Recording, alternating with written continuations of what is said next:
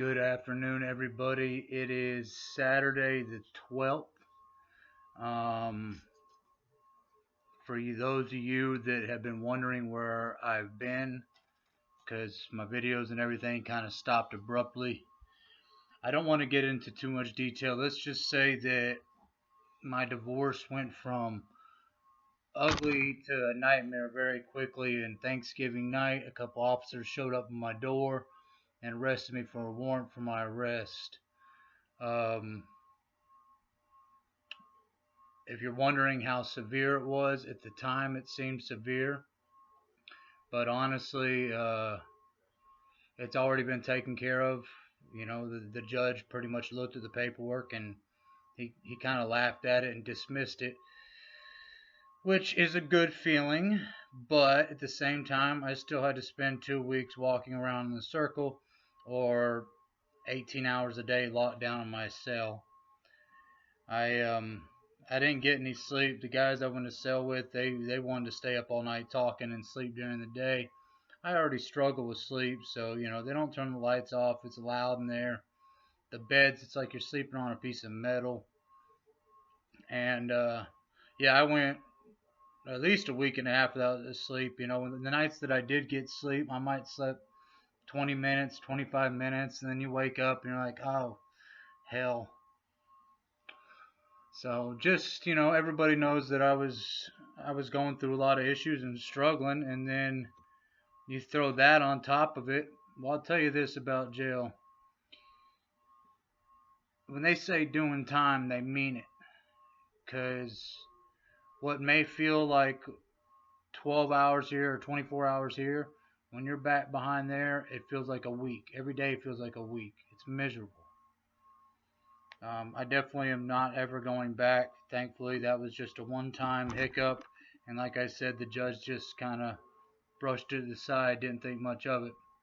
So that was good. That I was grateful for that, but it definitely, especially without sleep, it gave me a lot of time to think about some of these videos, maybe some things that I might have said that I don't necessarily agree with, or maybe I should have said differently. I might try to come up with a little more of a game plan when I do this. But either way, I just picked up my 30-day chip today. I wish I could say I was picking up a year, but no, I got out of jail and just stuck down the right path. I called my job, and they were very quick to give me my job back. Very excited about that. So, God is good, man. God is good. In the process, going through all this depression, I was eating like one time a day. I dropped from like 200 pounds down to 150. So I've managed to put on about 15, 20 pounds again, and I'm aiming to put on another 30 or 40. I can't get much taller, so I'm gonna get wider. But I'm just gonna keep doing what I was doing before that happened, and keep going down the right path. I knew that one thing when I got out, I was not going to celebrate and go drink. No, I picked up a steak dinner and a Dairy Queen Blizzard and went home and pigged out till I couldn't eat anymore and just went to bed. And I slept all day Wednesday. I got up at noon and I went to the AA meeting, but after that, I pretty much slept the entire day till Thursday, and then we started back to work yesterday, or Thursday. So I was very thankful for that, getting back to work. But yeah, this has been on my mind. Like, what do I talk about after this situation? And I don't want to say too much. I don't want bad mouthing to get into the picture. I don't want to sit there and say negative things. I I don't believe I deserved any of that, but that doesn't matter to the county, and it doesn't matter now. What's done is done. It's over. It's past. I can't change it. And I took that time in there to really, truly reflect on my past, my actions, what I'm going to do from now on, how I'm going to get by. Um, I know that I'm good at making money. I know that I'm good at whatever it is I do. You put me anywhere, I'm going to excel, at least with work goes. I've been described by many supervisors and whatnot as a workhorse. You just can't stop him when he gets going. So I know whatever I apply myself to, I'm going to get at it. But I got back to the gym immediately, back to AA immediately. Um, and I'm back up to eating 5, 6 meals a day. So that is very good. And it's actual food, not just that garbage they give you and counting. But yeah, I don't want to talk too much about that. It was heartbreaking. I missed my daughter's birthday, and I will say, of course, I cried a lot over that. Hadn't seen him since August, and then to be arrested 2 days before her birthday when I get to see him, it destroyed me. But I know that they're with a good family and they're taken care of. So, um, that being said, I hope that maybe somebody that's been through my situation, this will help them. Hey man, you guys know everything I've been through, and to throw that on top of everything and get out and feel like you're starting over again, like I was already starting over, now I'm like restarting. Um, it's not the end. You don't have to go back out and drink. You pick up right where you left off and keep doing the next right thing. Um, the Bible, that was a big help for me in county, and I spent a lot of time on the book of James, John, and specifically First John. I spent a lot of time because First John talks about the fact that God is light. And as far as darkness goes, and I don't mean just visible darkness, but darkness here, darkness up here, it says where there is God, there's light. And where there's darkness, if God is there, there can't be darkness. He's light. And he overshadows everything. His light overcomes any darkness. And God knows when you're in dark places like that, you have to look to God. I probably paced around that jail pod, I don't know, 2,000 times, just sitting there in prayer, praying every day. But one of the more important things is, yes, it was very important for me to pray, but it was also very important for me to get out and put my words into action. It's easy to sit there and pray to God and beg and ask for all that when you're going through these situations, but once He does deliver you from that darkness, and you know, you gotta keep track of everything you said. You gotta remember that, and not just for Him, but for yourself. You know, I've since I've been out, I've talked to a few people, and again, more people that have been through the adultery and stuff like that, and it seems like good people, and they don't, nobody deserves that, man. And whoever you are, if you need somebody to talk to, I'm here for you. If you're a female, hey, it doesn't have to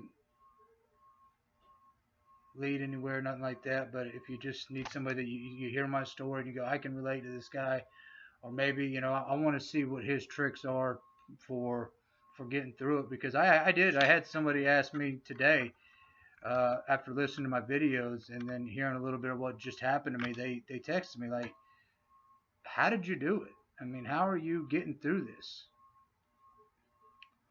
At first, my answer was, I don't know. I really don't know. But that leads me to go ahead and further believe that the only way I could have is with God. Without Him and without a good structure of friends and what little family I have, I don't know how I could have coped with all that. It was overwhelming, you know. Um, but it's over with. I know 2 weeks doesn't sound like a long time, but that 2 weeks in there felt like 4 months. But like I said, God is good. I got right back to work. I got my job back, and I'm looking for a second job now. And I'm just gonna keep going to the gym and going to my meetings, keep making these videos. Anything that pops up, I want to talk about it. Anything that I feel like I've been through that maybe somebody else can relate to, I want to bring it up. You know, if I don't hit any subjects in these videos that maybe you were hoping that I would talk about, please message me, ask me about it. I'll be happy to make a video about it, but I really don't want to speak on anything that I don't have a lot of experience with, or maybe I know somebody that's been through experience and I can kind of tell you how they did it. Um, but right now, the biggest things for me are because obviously I'm going through it. I haven't been through it, but I'm going through it. So I am praying all this works, and it's working so far. But finding a good foundation of people that you can be friends with, that you can talk to, you can open up to. For me, I kind of hit two birds with one stone by going to AA, and I got people there that I can talk to, and it's judgment-free zone. Whatever you think you've been through or you've done that's wrong, they can trump your story times 100. It doesn't matter, and there's no judgment. So I got good friends there, good people to talk to, and even had a compliment today at the meeting that one of the guys made a comment to me. He was always kind of short with me, but he came up and shook my hand, held the shake a bit long, and I thought this was different because this guy didn't usually ever talk to me. But he said, "Man, you look good. You look different." And not so much physically, but he's just like, you look like you really want to be here this time, like you're really here to make a change. And he's right. I've been going to AA on and off for years, and part of it was I felt like I was just going through the motions. And I've worked the program, but it's hard. It's hard, but you have to keep remembering whatever your vice is, whether it's overeating or drugs or alcohol or oh no, the list just goes on forever and ever. Whatever your vice is, AA, NA, it can help. I've said it before in other videos. Just take out instead of Alcoholics Anonymous, type in Foods Anonymous. I don't know. Just replace that word and use it to help you. And also, even if you don't have a problem, it's a great place to really get down and relate with people that are struggling, that have issues. So, funny thing is, I actually ran into an inmate that I didn't know him personally, but we happened to have the same sponsor in AA, so we spent a lot of time in jail just talking about the program and what we're going to do when we get out, and that we're not going to go back out and screw up anymore. And yeah, man. The other thing I was going to speak on that was different about this is, I've been arrested before. I've been in and out of jail, disorderly conduct, some minor charges, but this was the first time I've gotten out where I didn't come home to my wife, my kids, anything like that. So that was a bit of a mental block for me, coming home and it's just me. And that gives you the power to go do whatever you want, whether it's negative or go do the next right thing. So that can be a scary thought in somebody's hands that they're going through all these issues, this depression, this insomnia, this sadness, and now you got money in your pocket. Hey, it's the weekend. I don't have to be at work, what have you. It'd be easy for me to just go balls to the wall and have fun, right? But it's not fun. I'm tired. I'm 35 years old, man. I am tired of building an amazing life only to sabotage it. My cousin called me a self-saboteur. Seems like every time I had everything I wanted, I always found a way to blow it. Now this time wasn't necessarily my fault, but that's okay. I know how to bounce back. I've bounced back time and time again. I'm really good at it. I'm just tired of having to bounce back. So let this be it. Again, another reason why I started these videos, and y'all are helping me. This is my accountability.